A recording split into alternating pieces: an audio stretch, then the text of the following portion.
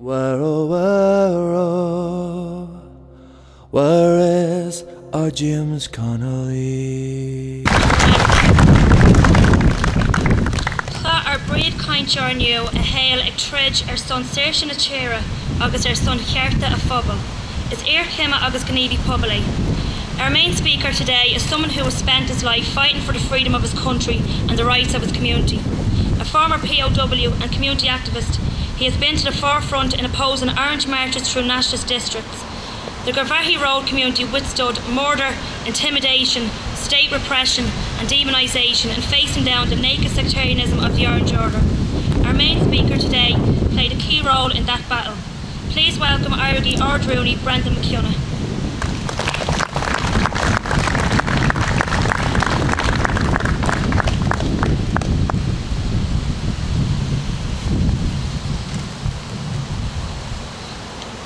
Comrades, we gather at this historic spot to pay tribute to all those men and women, boys and girls, who paid the ultimate price with their lives in our long and arduous struggle for national liberation. In particular today, we honour and give homage to a man who, as well as being a husband and a father, was self-educated. He was a political activist and a trade union organiser. He was an organiser amongst the poor, the exploited and the dispossessed. He was a historian, he was an internationalist, and he was a revolutionary leader. That man, as we all know, comrades, was James Connolly. He was without doubt one of the most enduring and outstanding thinkers and socialist activists of his time, both in Ireland and internationally. Connolly's socialist republicanism was not that of the abstract theoretician. His politics were driven and forged by the conditions of the unjust and unequal society he saw around him. He and his family experienced at first hand the humiliation and degradation of poverty. Connolly was a working class leader who came from a working class background. He has left a legacy that is yet to be fulfilled. There are many today who would seek to claim a political lineage with James Connolly. However, the veracity of those who lay claim to that lineage of Connolly, or their adherence to his socialist principles in Ireland, can be easily tested. Do they have as their starting point the same basic foundation of Connolly's thinking, which is the undeniable and inextricable link between the struggle for national freedom and the struggle for social justice? Connolly was completely consistent on this point throughout his whole life. In 1896 he wrote, the two currents of revolutionary thought in Ireland, the socialist and the nationalist, are not antagonistic but complementary. 20 years later, in 1916, he stated that the cause of labour is the cause of Ireland, the cause of Ireland is the cause of labour. They cannot be dissevered. Those words of his are still totally relevant today. The Irish people cannot fulfil their full potential while the British imposed partition of our country remains. We cannot determine our political, social and economic future, nor can we seek to order our society in a way that will deliver true freedom, justice and equality to the greater mass of the people in this island, while the business of achieving national independence remains unfinished.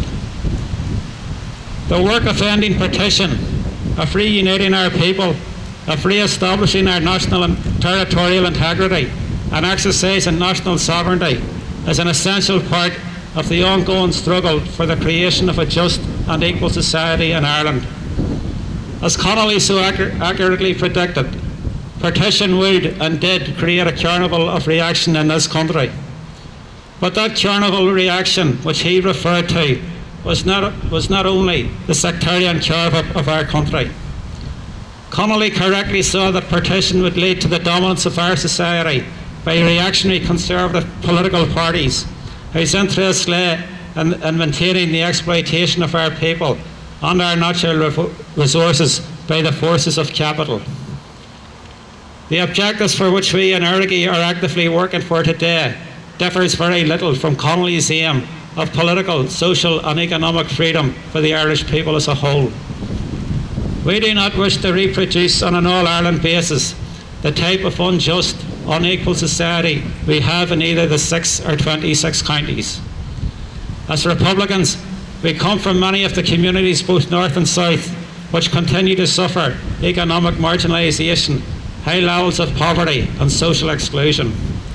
It is not our intention to perpetuate in 32 counties the gross inequalities that are to be found in either of the 2 partition states today. On the contrary, we seek to achieve what Connolly described as the reconquest of Ireland.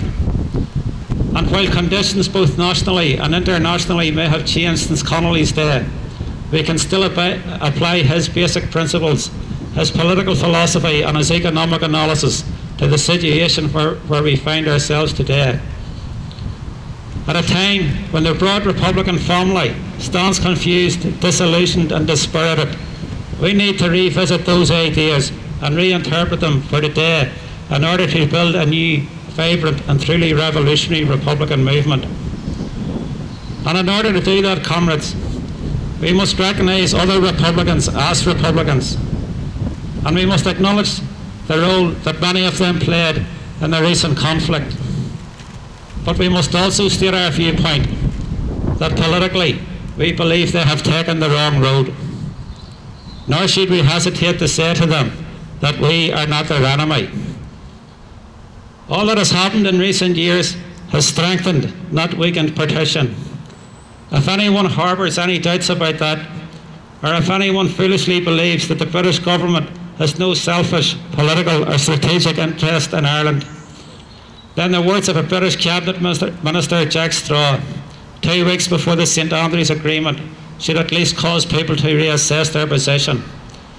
In his words, a broken up United Kingdom would not be in the interests of Scotland, Wales or Northern Ireland, and especially not in England. Our voting power in the European Union would diminish.